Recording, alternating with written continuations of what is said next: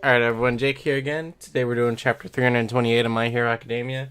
Now, if you're following me, I'm sorry I didn't do a video last week. The day that, the scans came out, I was basically not in, a good headspace, and I had to, I didn't have much time before I had to go to work. I basically just messaged a friend that I know reads spoilers, being like, yo, does anything super crazy happen in the chapter that I would need to do a reaction? And he was just like, nah, not really. So I just read it on my own time just so that I didn't have to worry about, getting up, getting in front of a camera and all that. I actually enjoyed the chapter a lot, though. I know that there was a lot of controversy because a lot of people, well, not controversy, but a lot of people didn't like the chapter because they're like, oh, it's back to slice of life and, Deku's over his trauma already, which I don't get why they jump to that, but they just see happy times and they're like, oh, this is dumb. I didn't look at it that way. I actually quite enjoyed it. I also saw the things about people pointing out that Aoyama traitor theory is looking a bit more plausible now because he was basically missing the entire chapter. And the fact that, he's one of the people that actually has a connection to Deku, yet he is, been almost almost not there at all this whole time for this whole Deku situation. So I am aware of that. But other than that, I don't know anything about this chapter other than it seems to have a little hype behind it. I'm assuming what's probably going to happen is we'll either switch over to the villain's perspective or we'll get some traitor stuff. I don't know. I just know that I'm pretty sure whatever's gonna happen next is probably gonna lead into what the next arc's gonna be, because I'm pretty sure the last chapter is probably where next season is gonna end. But anyways, let's just jump right into it. Around 1 month ago, the day that Tartarus fell. Okay, yeah, so it was villains. The ultimate anti-quirk special prison facility, Tartarus. Looks like this is a random guy that we've never met yet. Women, women, women. To think the day where I can go chasing women again would come so soon. Oh! Stain cuts his neck.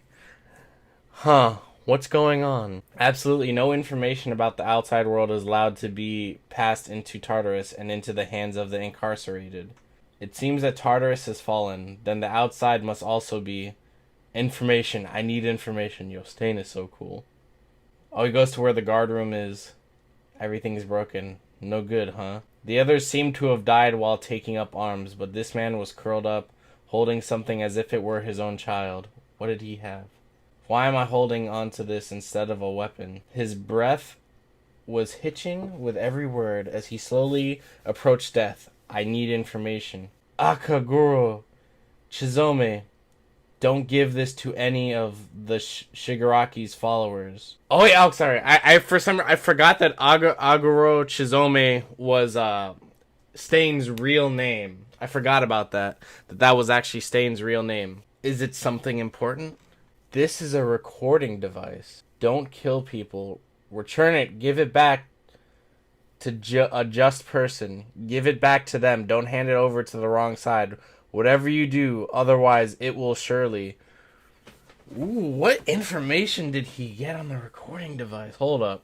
Don't give this to any of Shigaraki's followers. Okay, so hold on before I go. Because at first I was like, maybe this is something that is going to fuck over Shigaraki in the sense that because we all have there's the theory about All For One actually screwed over Shigaraki, gave him his quirk as a kid and stuff, right? And I was thinking maybe this was something like a recording of All For One telling the truth about Shigaraki or whatever, which would then mess up Shigaraki mentally. I don't think it would actually, but that's what the logic of what they're thinking is. But if they're saying not to give it to Shigaraki, then this seems like some recording has some top tier info on a hidden plan to stop Shigaraki in them. That this information basically sounds like it decides what sides of the war win. So it sounds like a thing that would be mutually beneficial to both sides. Okay, give it back to them. Don't hand it over to the wrong side. Whatever you do, otherwise it will surely destroy the present that we have now. Don't worry, your determination will be rewarded. I can assure that it will reach a just person. Akaguro, are you a man or a monster?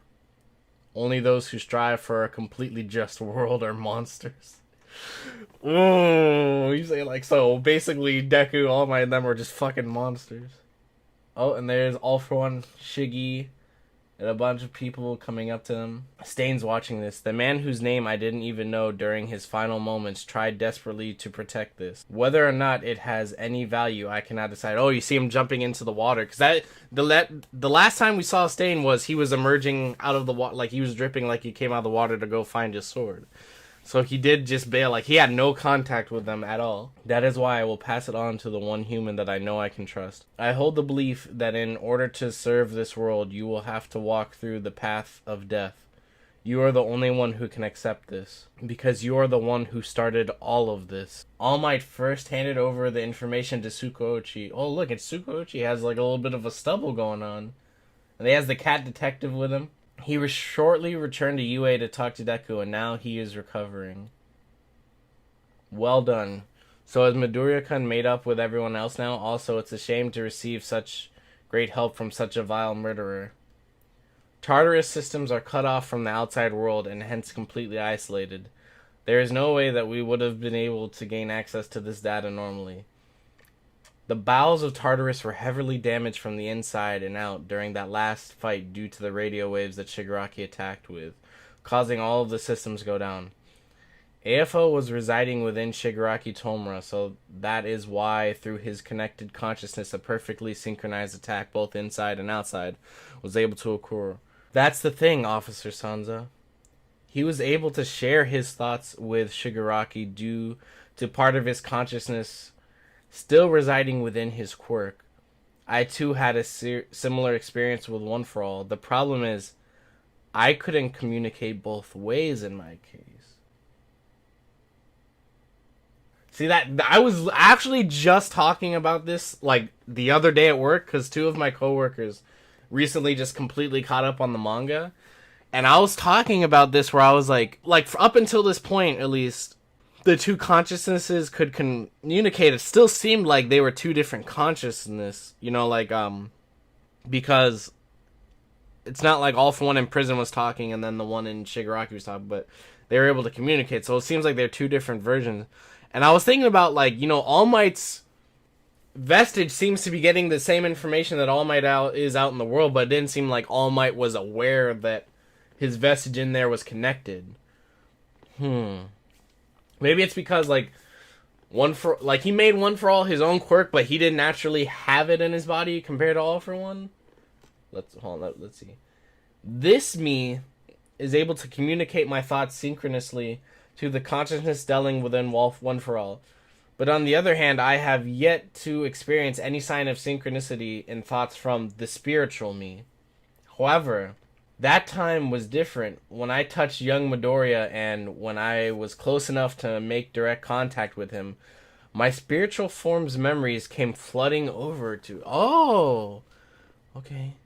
There were no words. Pure motion washed over me. Oh yeah, that's right, because he did say, I could tell you're talking to them right now. That is a thing that did happen. I forgot about that. If AFO were able to be the same, if his quirk was hypothetically to have a synchronicity rate greater than One For All, then I predict that he would also be able to communicate with his real body in prison approximately 500 meters underneath water.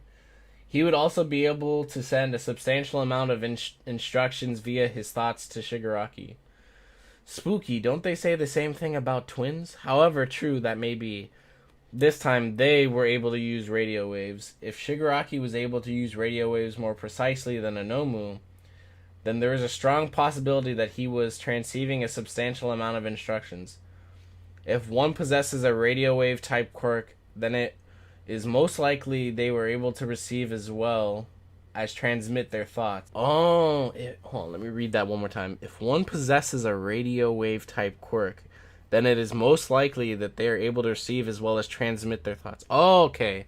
So are you saying that it wasn't necessary, like they were communicating through the vestige, but because of the radio wave quirk, it was transferred better? Like, it was, like, that's why they were able to receive so much more information than, like, All Might say is because the radio waves boosted that thought communication? The recorded radio waves that we have left have a waveform that almost resembles a conversation. You were able to analyze and parse the data, right? To find out what they were saying. He will be completed in 38 days. What? Central Headquarters research doesn't match that. They said he had 2 months left. Ooh. The result of researching and analyzing all that will lead to nothing significant. And if we believe that this hidden medium of communication between Shigaraki's real body and his consciousness really does exist, then Shigaraki Tomura, now more than a vessel, will be completed in 3 days. Oh, fuck. I forgot that there was like a time. Oh, no. In my head, I was like, okay, well, we got 38 days. And, you know, but I forgot that, like, that message was from the past. Oh, fuck. This is bad. I heard about it personally from All Might.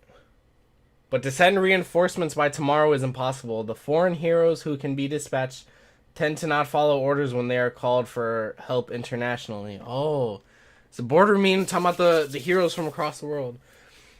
Deal with the domestic affairs directly using the heroes you already have in the country. The more heroes we dispatch from our own country, the less of a deterrent they are here, resulting in the breaking of a carefully maintained equilibrium.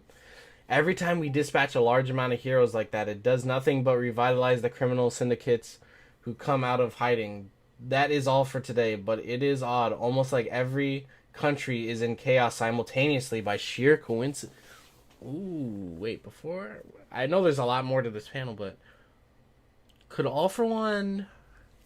It's saying but simultaneously, so either...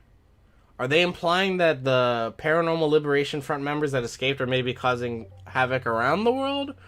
Or is All For One doing something? According to the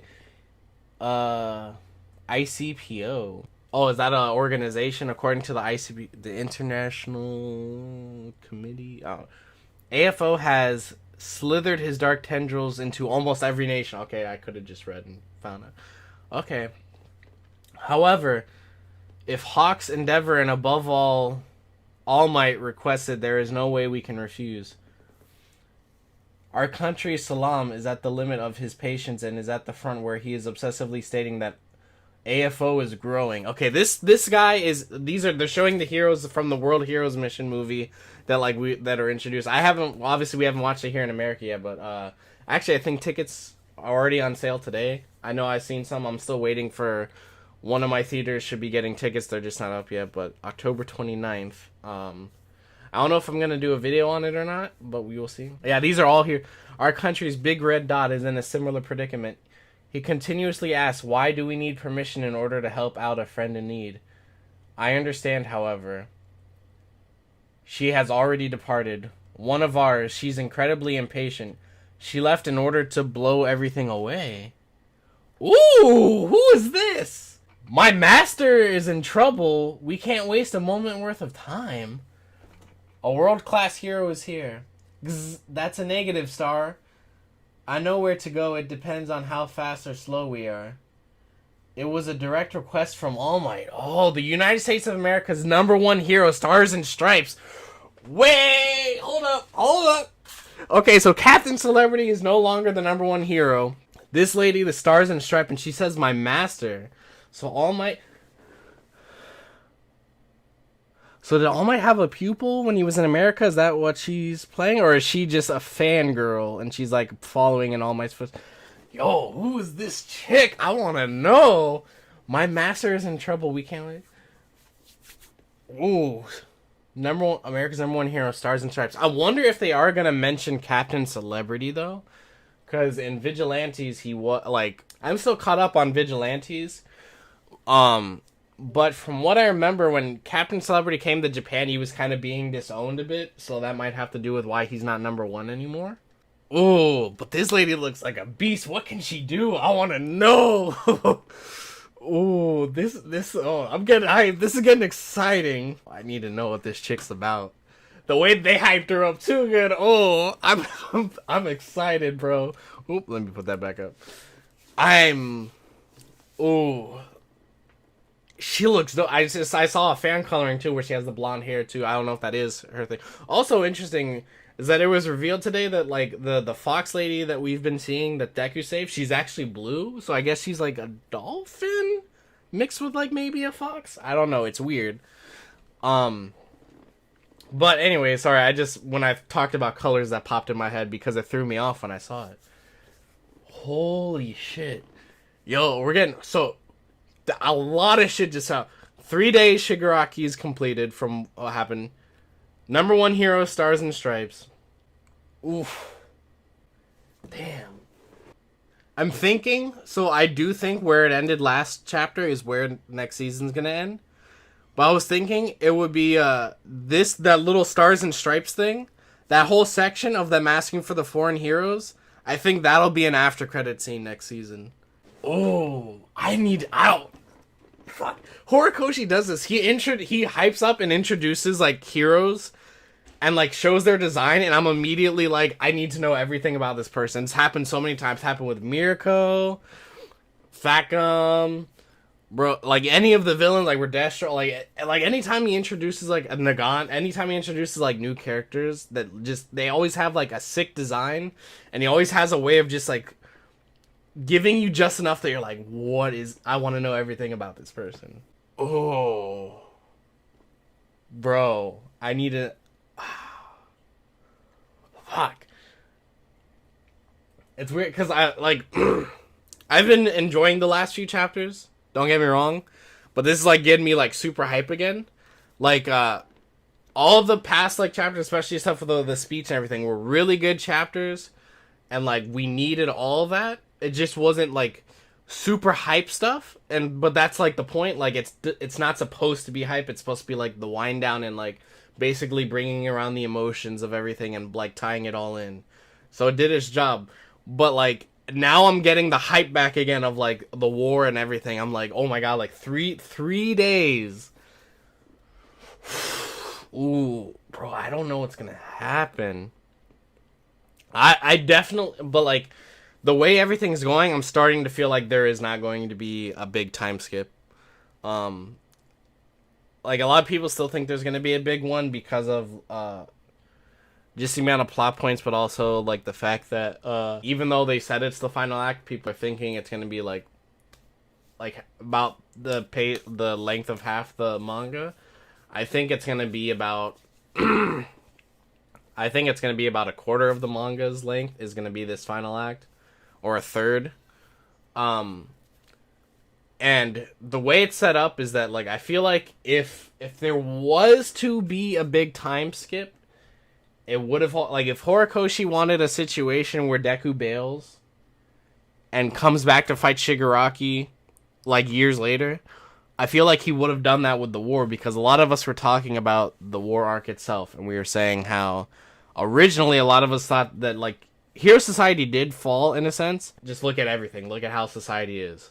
If Horikoshi wanted Deku to leave, I think it would have, like, had it completely be, like, the students need to go and train up and come back, like, years later to take back Japan. Like, he could still do that, but I feel like it'd be kind of weird if they had a second fight and then did the whole bailing thing and come back again.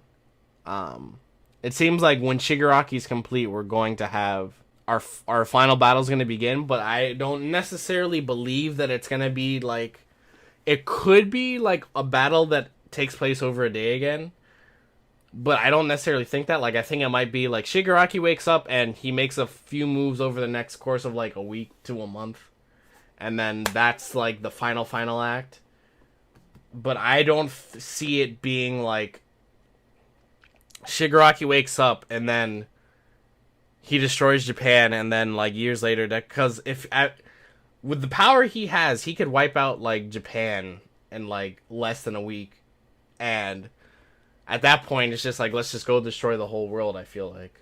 So, we'll see where it goes. I think I am going to cut my discussion right here, though. I'm definitely going to be back next week. I want to see where all this is going, and... sorry again for last week. I did enjoy the chapter last week, though, but I am very, very, very excited for where we're going now. Anyways, guys, talk to you next week.